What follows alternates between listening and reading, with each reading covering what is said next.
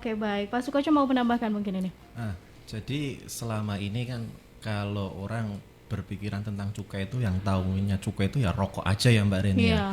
Nah, jadi ini biar masyarakat dan keluarga Fast FM di rumah tahu bahwa seperti yang disampaikan oleh Mas Giri tadi bahwa cukai itu ada, selain ada cukai hasil tembakau itu yang di dalamnya ada rokok tadi, juga ada etil alkohol dan MMEA, minuman mengandung etil alkohol. Nah, kedepannya dalam 1 jam ke depan itu nanti kita akan mencoba untuk lebih mengulas lebih dalam terkait cukai tentang minuman mengandung etil alkohol, Mbak Reni.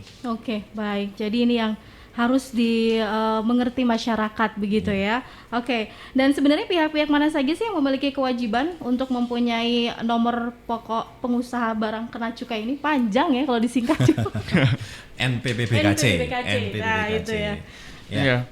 Ya, kalau siapa saja yang perlu mempunyai kewajiban memiliki NPPBKC ini secara keseluruhan ya, itu pengusaha pabrik baik itu hasil tembakau maupun etil alkohol. Kemudian yang kedua itu pengusaha tempat penyimpanan etil alkohol.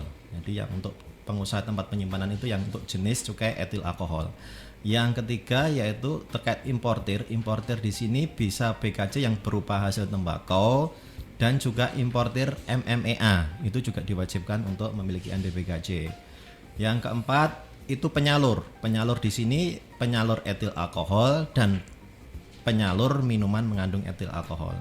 Dan yang kelima itu adalah pengusaha tempat penjualan eceran. Nah, pengusaha tempat penjualan eceran ini yang menjual MMEA untuk golongan B dan C. Golongan B itu minuman yang mengandung kadar alkohol 5% sampai 20%, sedangkan golongan C itu di atas 20%. Nah, bagi mereka yang menjual MMEA golongan B dan C tadi itu diwajibkan untuk memiliki NPPBKC, Mbak Reni, begitu. Baik.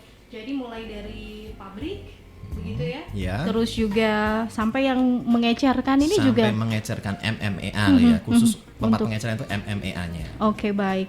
Jadi kalau misalnya di antara 1, 2 sampai dengan 5 tadi yang dijelaskan tadi, ada yang tidak memiliki perizinan atau tidak membayar cukai begitu, langsung bisa dikenakan sanksi ini. Ya, jadi untuk yang selain 5 tadi itu dikecualikan dari kewajiban untuk memiliki NPPBKC. Jadi kalau belum memenuhi syarat itu ada pengecualian, jadi nggak usah mempunyai NPPBKC.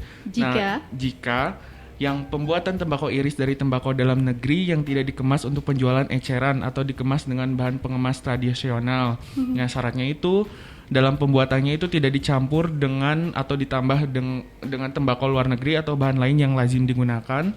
Terus juga pada pengemas atau tembakau irisnya itu tidak dibubuhi etiket atau cap merek dagang atau sejenis itu. Jadi kalau di bahasa daerah sini tuh tembakau iris tuh yang dibungkus itu apa ya Pak namanya? Polosan gitu ya? Iya, yang masih dibungkus tapi dia tuh udah diiris-iris tapi nggak punya merek gitu. Jadi itu dibebaskan dari kewajiban cukainya. Jadi tidak perlu memiliki NPPBKC. Masih dijual apa ya? Curah gitu ya? Iya, masih curah. Jadi belum dilinting dan juga belum dikemas untuk penjualan eceran dan juga belum dikasih merek atau cap dagang itu. Okay. Terus untuk importir barang kena cukai yang mendapatkan fasilitas pembebasan cukai, terus pengusaha tempat penjualan eceran yang menjual etil alkohol dengan kapasitas etil alkoholnya kurang dari sama dengan 30 liter per hari.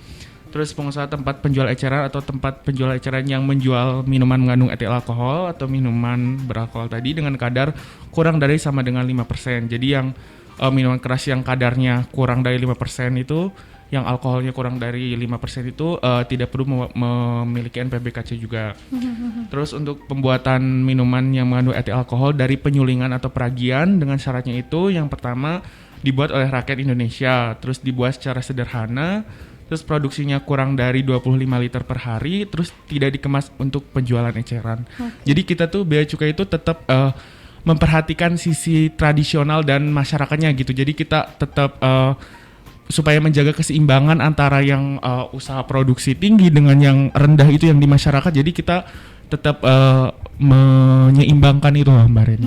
Oke, baik. Terutama juga yang dari penyulingan atau peragian yang di lebih kurang 25 liter ini kan seperti kayak budaya lokal juga gitu ya. Di beberapa daerah ada ya. Oke, baik. Sebelum nanti kita masuk dalam topik pembahasan NPP BKC ini ya, Keluarga Fas, kita break dulu, kasih informasi yang mau lewat. Keluarga Fas silakan yang ingin bergabung, Anda bisa memanfaatkan kebersamaan yang kita punya lewat 314330, SMS dan juga WhatsApp-nya di 081578709640.